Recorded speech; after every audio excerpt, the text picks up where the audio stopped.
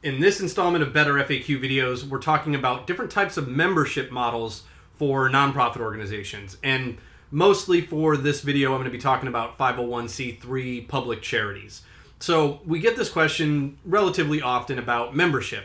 And there are a number of different types of nonprofit organizations. First of all, there are 501c3s, which can be public charities, private foundations, and private operating foundations. There are 501c4s, which are typically going to be kind of like your super PACs, kind of politically motivated organizations that really just funnel fundraising. And then there's 501c6, which are going to be essentially like business leagues and trade associations. And the interesting thing with the 501c6, there are no tax-deductible donations to that organization. And even the dues that the members pay, which 501c6 are almost always membership organizations because as a business league, businesses pay their dues and they're members of that business league. But those dues that they pay, those membership dues, are only deductible as far as a write-off goes for business purposes, not as a charitable donation deduction. Now, back to the 501c3 membership models. Now, 501c3s, again, they can do membership, and there's really two main ways to do that. One is way more involved and actually impacts your governance, your board of directors, and the decision-making of the organization, whereas the other one is much more informal and is really more of a fundraising membership for the organization than anything else.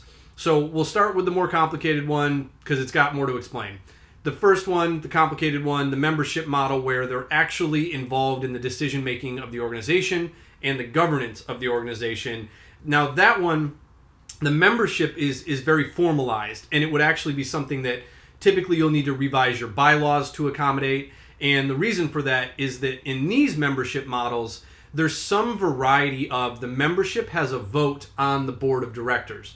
Now, different ways of doing that. You could have one sort of board member that's elected from the membership that is a member and represents the membership on the board. There can be several of those. There's different ways to sort of conduct that voting. But in that scenario, there's going to be a collective group of members that has a say on your board of directors. So it's obviously a very formalized, again, you got to change the bylaws. You need to elect that board member. There needs to be a process and procedure in place for the members to elect that board member. There should be term limits. They should be, reelected, or they have to resign, or they term out just like other board members.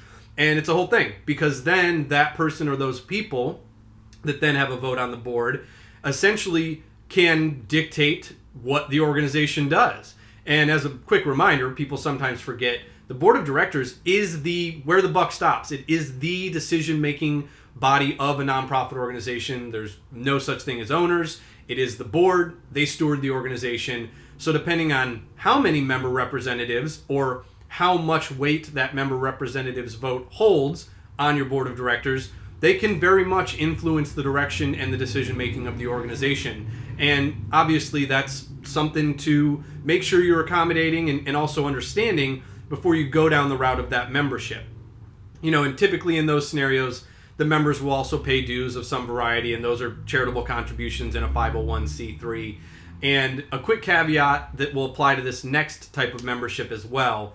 If the members get anything in return, so services, materials, various different things of value, whatever those may be, you could send them a swag bag even, or they get a dinner, or, a seat at a gala that has a dinner, things of those nature.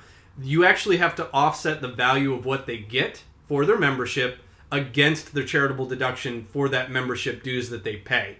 Meaning that if they pay $100 a year for membership dues and they get free admission to the gala that has a dinner as a part of those dues, and the value of that gala and dinner is, let's say, $50, their charitable contribution for that year is only $50.